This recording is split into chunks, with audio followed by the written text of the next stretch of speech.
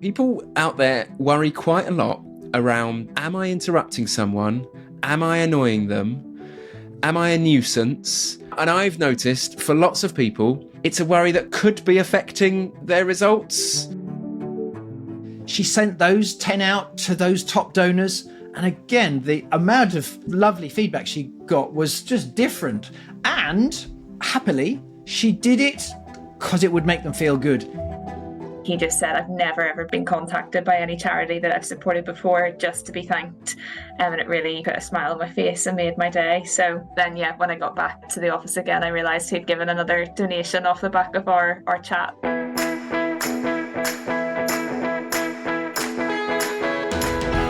Hey there, brave fundraisers. This is Rob Woods, and this is episode 152 of the Fundraising Bright Spots podcast. This is the show for anyone who works in fundraising, who wants ideas and maybe a dose of inspiration to help you raise more money and really enjoy your job. First up, thank you ever so much to all you fabulous people who've been posting so generously on LinkedIn and on Twitter about this podcast and how much it's helping you, and our recent breakfast club and the various other resources that we've been sharing. I do always appreciate your help so that more and more people can get access to this free content. This time we're doing a slightly different show. I'm going to be joined by my good friend Ben Swart. Hello, Ben. Hello, Rob. Lovely to be here. How are you? I'm very good. You have been out and about doing all these training sessions for individual charities recently, as well as your work going more in depth to help charities with corporate partnerships at a next level. And you were there helping out at our Wow Your Donors the other day. And as ever, the luxury of how many fundraisers you get to work with regularly means you've got your ear to the ground of really a strong sense of what's going well, but also inevitably what some of the challenges are that are making fundraising hard. Yeah, and Rob, I thought we could do this slightly differently to your normal podcasts, because I've noticed whenever we catch up, what we think is going to be a 5-minute conversation, I start sharing some of these problems that a person from a small, medium or large charity has told me, and you can't help yourself but come up with some amazing ideas and solutions based on the people that you've worked with, the mastery programs, and then we have this lovely chat. So what I would quite like to do is to share some of those challenges, the most common things that I hear fundraisers, fundraising leaders and anyone say. And then just like we do there, I'd love you to start telling me some of the things you've noticed that can help. Can we do that? Yeah, I would love to do that, because every time I teach or I interview people on the podcast, I do get new good ideas, especially from the front line of the kinds of things that brave creative fundraisers are doing.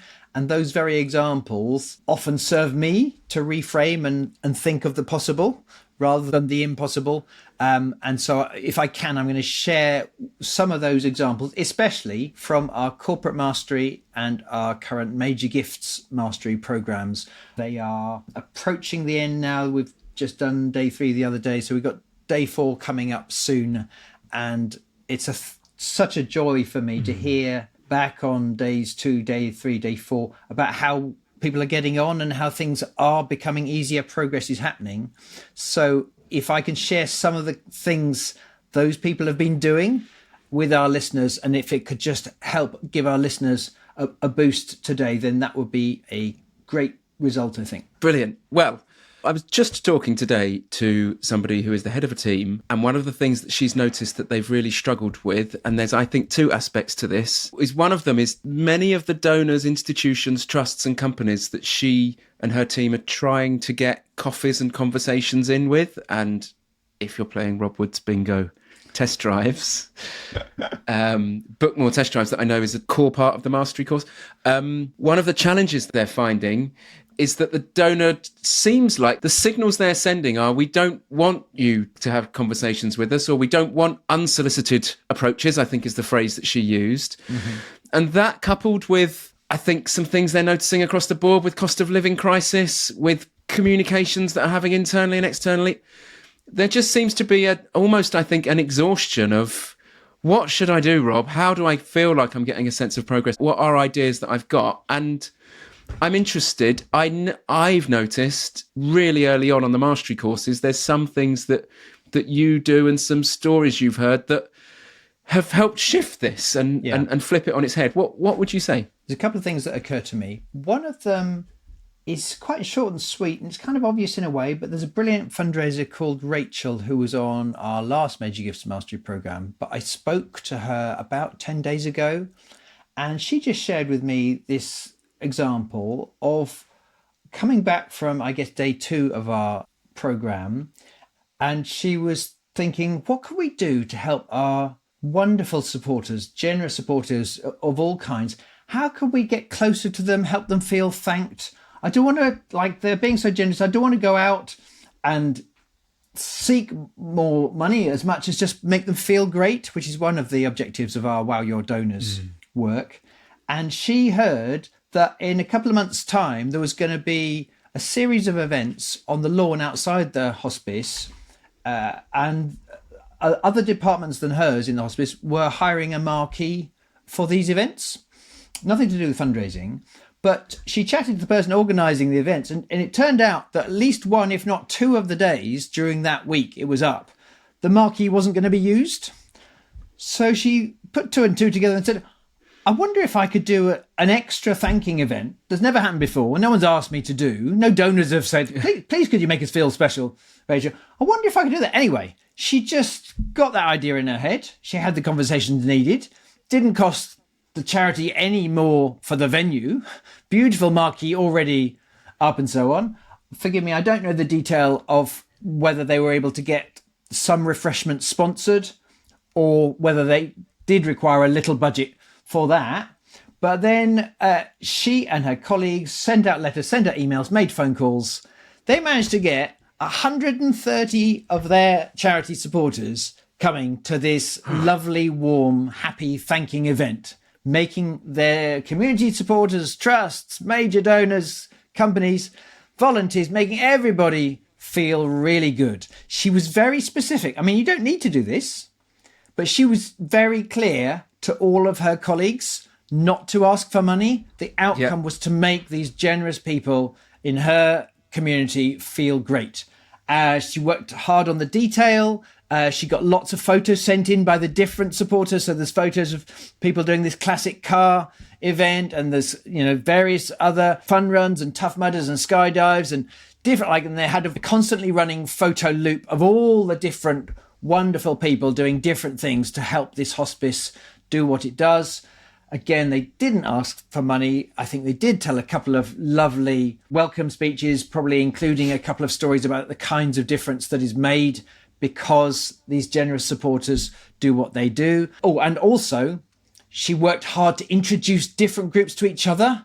That really important emotion of connection, connecting this kind of supporter to that kind of supporter. And by all accounts, everyone so appreciated it. There was so much goodwill. And though they didn't ask for money, there were some donations.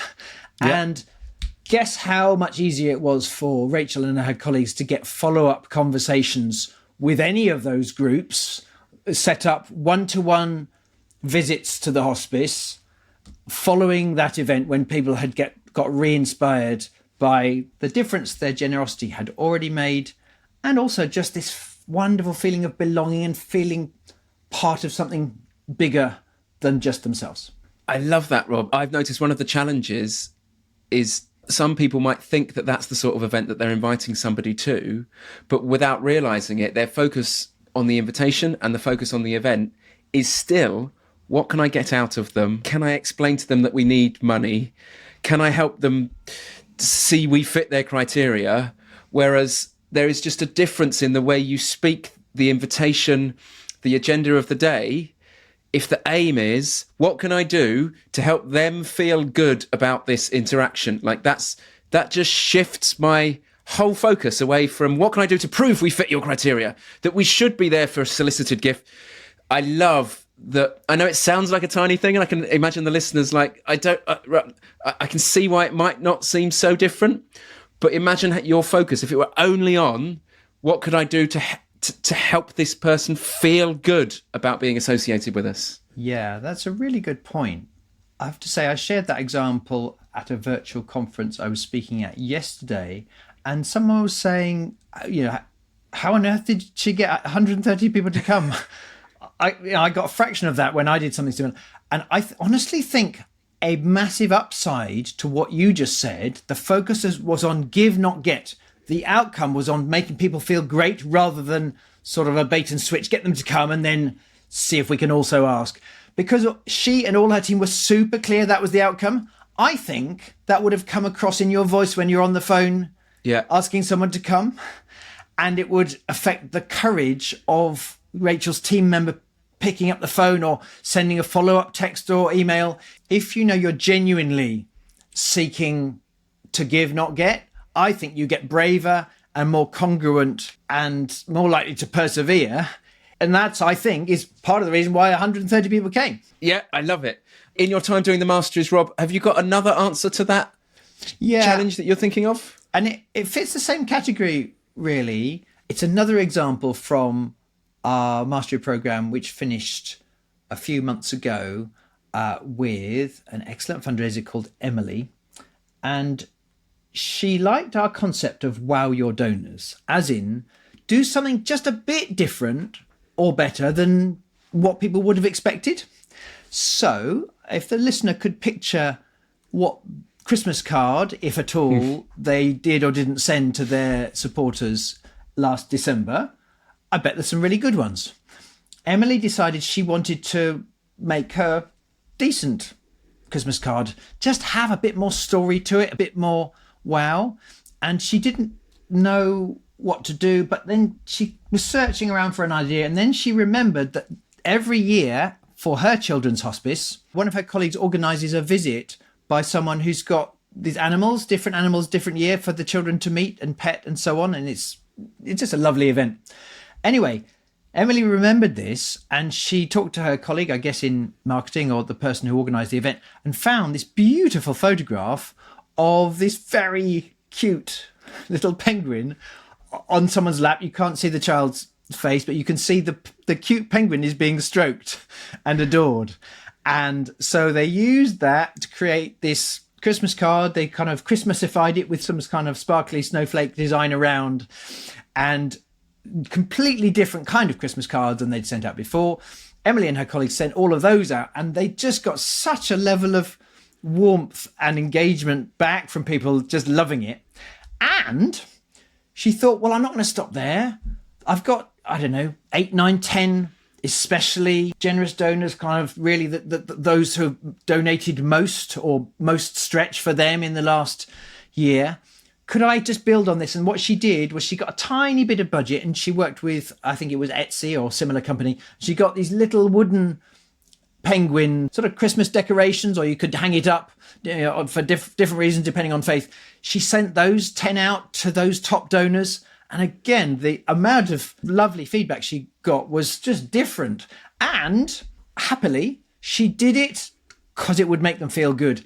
It was also interesting to note, said Emily, that within a week or two, she received a new donation from one of the people who she'd sent a penguin Christmas tree decoration to. I love this, Rob. I was in the room, I think, when you shared this example at a Wow Your Donors event. And one of the steps I loved that you shared was clearly we don't all have penguins. But actually, and I've done this since with a room of fundraisers, if I look at our current thank you cards, if I look at our current Christmas cards, if I look at the current way that I am choosing to thank a donor, is it the same way we've always done it? A bland way that I thought was quite powerful at the time. But if I paused for a second and just looked at it and thought through, who am I sending it to? And really, does this genuinely get across who we are and the impact we make and the feeling we give the people we help, or what it was like on that day? Mm-hmm. Have I seen any other photo that does that? Have I noticed anything on the website, in social media, anywhere? Actually, I have to tell you, having done this in a room 2 days after Wow Your Donors with a room of another charity, it took seconds for people to say, oh, no, my current cards are nowhere near as good as the 3 photos I've seen recently on Twitter. Are you saying we should just grab those? I love that it's not the penguins that's the point. Yeah. It's the choice to decide to look for it, find it, get the mocked up, and then do it, which is it's quite an important distinction. Yeah, and I think The reason I put both those examples, Rachel making use of the marquee and Emily making use of the penguins, what they both have in common is both resources were under their nose all along. And they could easily have missed it. And, dear listener, many of your colleagues may be likely to miss it, especially if they get seduced by the much publicised challenges going on in the world today and for charities today, be it cost of living or donor fatigue.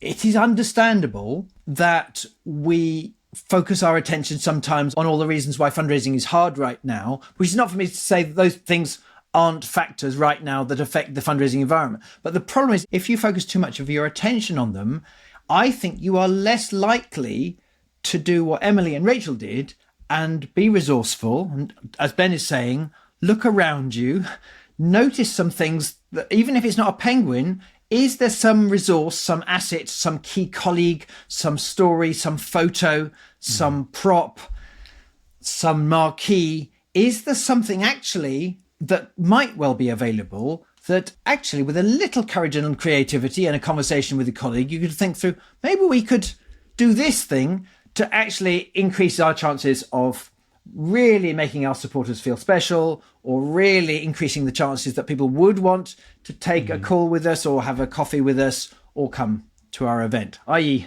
what's under your nose? Yeah. Hi, it's Rob, and I wanted to let you know about our 2 long-standing training programs designed to help you grow high-value fundraising results. That's Major Gifts Mastery and Corporate Partnerships Mastery, which both start again in April 2024. These programs help you make progress through a combination of masterclasses and individual coaching support. To give you a sense of how they help you improve not only your skills, but also your confidence and your results, here's some feedback we had from Grace Cannings, who took part in Major Gifts Mastery. I think going back to being kind of more confident, I'd say that it's helped me become more calm in meetings with donors. And I think it was maybe a couple of weeks after our first session, I was in a meeting with a donor and managed to secure a 25k gift from them, which was incredible. And it was the first meeting I'd actually run by myself without anybody else from my team being there. So it felt like a really big win for me. And then also alongside that, we've had more people renewing their donations and gifts. And I think just generally the level of communication that I've been able to give with people has been great.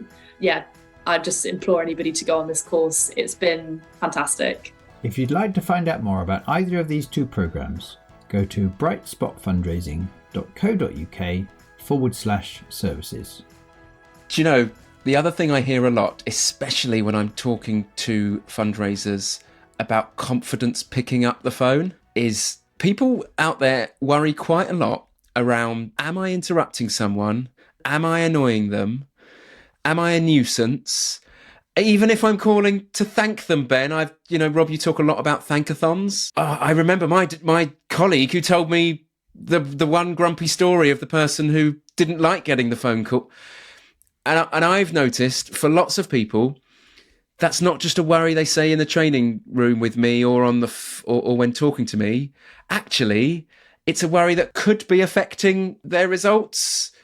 And I know we've noticed some different things. Last time I talked to you about this, it took me a very long time to stop you talking. So I'm intrigued because I love these. I love some of the answers to this. What is it that you've noticed on mastery courses and beyond that can help a fundraiser with that worry about the phone? Okay, here's the one that occurs to me, and it is quite recent. About a month ago, we were on day 3 of Major Gifts Mastery, and we were talking about interesting things that happened and things we were pleased with. And there's a very smart fundraiser called Naomi, and she shared this thing that happened. We tried this idea of a thankathon just before Christmas. So it was really led by our individual giving manager. I work more in trusts and foundations, but it was a whole team effort. We're quite a small team. So we divvied up a list of people that we wanted to phone simply to thank before Christmas and got our board members involved. And it was a really positive experience, a really fun exercise actually, and just to enjoy people's surprise that you're phoning simply to thank.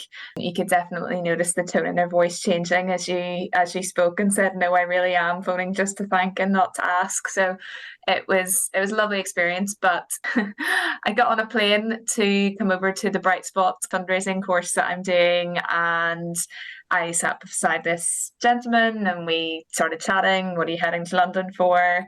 I said, well, I work for a charity. I'm actually heading over for some training. And we got chatting and he was like, oh, what's the charity that you work for? And there was just this moment where both of us clocked that we had spoken to each other on the phone during the thankathon calls before Christmas. So his accent stood out to me. He wasn't from Northern Ireland, he was from Scotland. And there was just this moment of no way. And he was like, I got your phone call just before Christmas. I was actually in London at the time. I was having a really busy day. I saw the missed call. I thought, who on earth's trying to pester me? And then when you phoned again, I thought, oh, I'm going to have to answer this. And he was like, I'm so glad I did, because it literally made my day that you were phoning just to say thank you. And then he just said, I've never ever been contacted by any charity that I've supported before just to be thanked. And it really put a smile on my face and made my day. So we couldn't believe how small a world it is that we ended up sitting beside each other on a flight. Then when I got back to the office again, I realised he'd given another donation off the back of our chat. So not saying that everyone you phone randomly like that will end up sitting beside you on a plane, but it was a lovely example just of how much it meant to him, and hopefully to the many others that we were able to contact. Would recommend it. I love that story, not just because of like that lovely collision and coincidence, but because that's the sort of story that would help me before I were about to pick up the phone to just feel what it's like on the other side. That is the opposite of being a nuisance, right? Even if initially he's like, why is this charity calling me? Because he's got a frame of what he thinks it's like. I love that he was so happy. That is not someone just being polite on a flight. That is someone truly saying, this has changed me. Do you know what, Rob? When I do this in a room, I've noticed it sparks. One story might not do it, but then a second and a third suddenly sparks people realising, oh, I've got lots of other examples of where people who we've interrupted and talked to say thank you or about our organisation or their giving, they've said, why are you thanking me? I think you've got more, haven't you? Yeah, there's another one from day 2 of the current mastery programme. And the gist of the story is that someone had, first of all, worked really hard to get through on the phone to a supporter. And for various reasons, it just hadn't worked out. But she didn't give up and feel, oh, that they're ignoring me or they hate me or I feel like a stalker. She just persevered. She tried different days, different times and so on.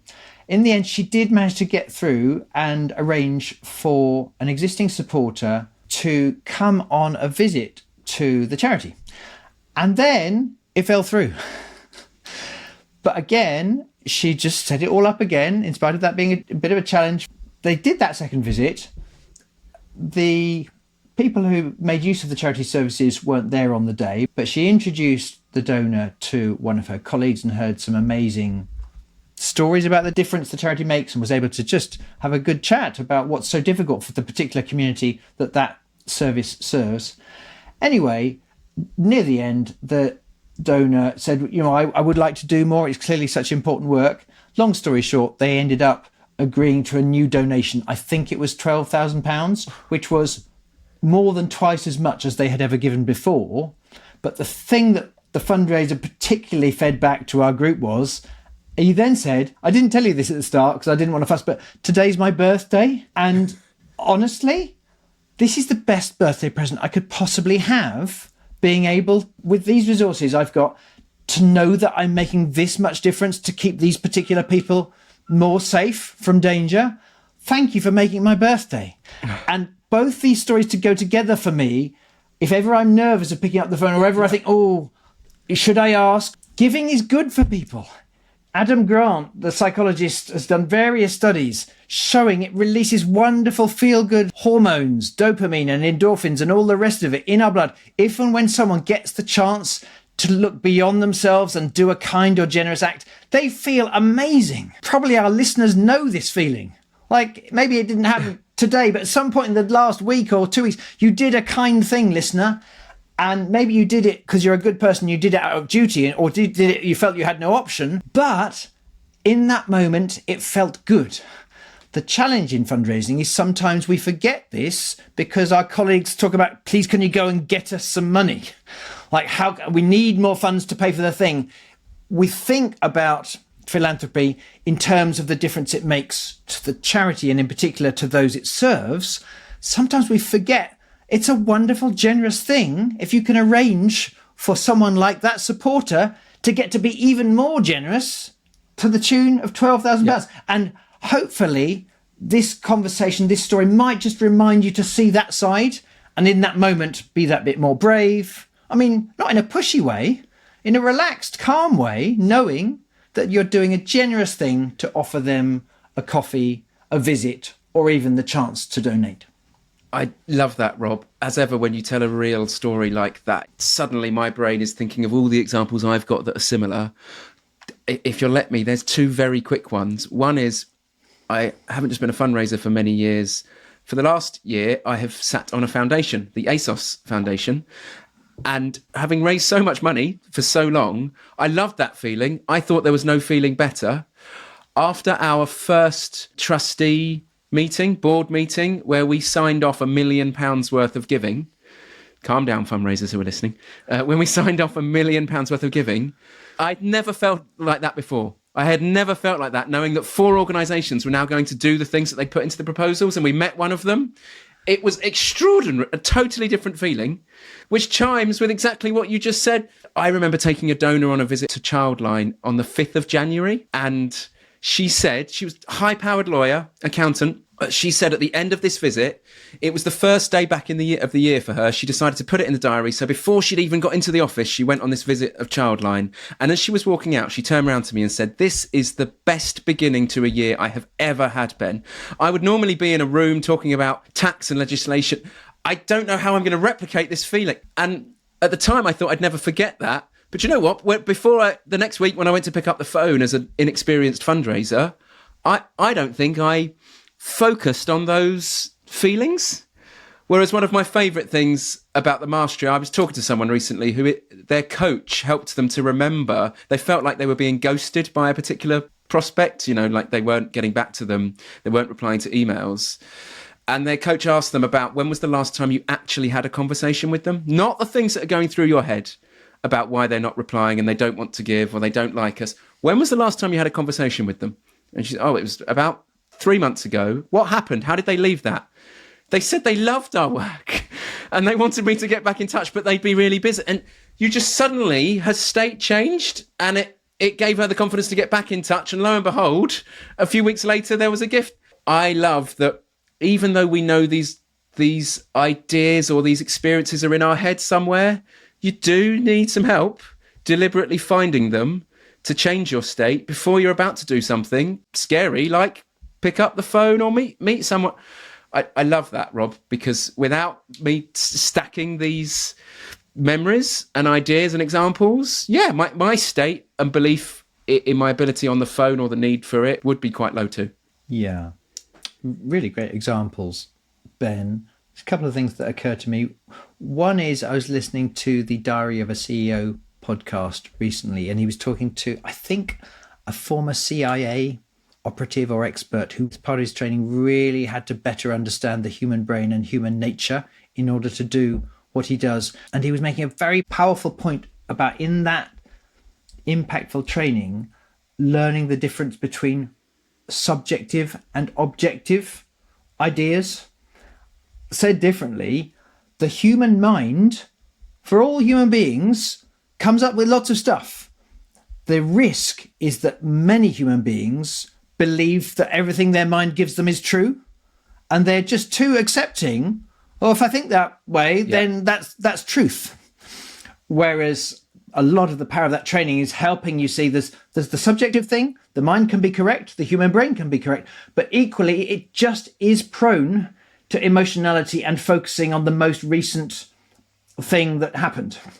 Whereas one gets skeptical about it, one questions it, and one's much more likely, therefore, to be objective and see the truth and act on the truth of what's really going on here, rather than what the mind offered up as meaning. And linked to that is the truth that how you feel in any given moment will make a huge difference on what you're willing to do as a fundraiser. What affects how we feel? Well, one of the things is what you focus on. And I love your story there, because maybe the last 3 pieces of evidence, the lack of answer to my email, if you focus on those, you will get an erroneous subjective computation. They hate us, we're bothering them, I should stop.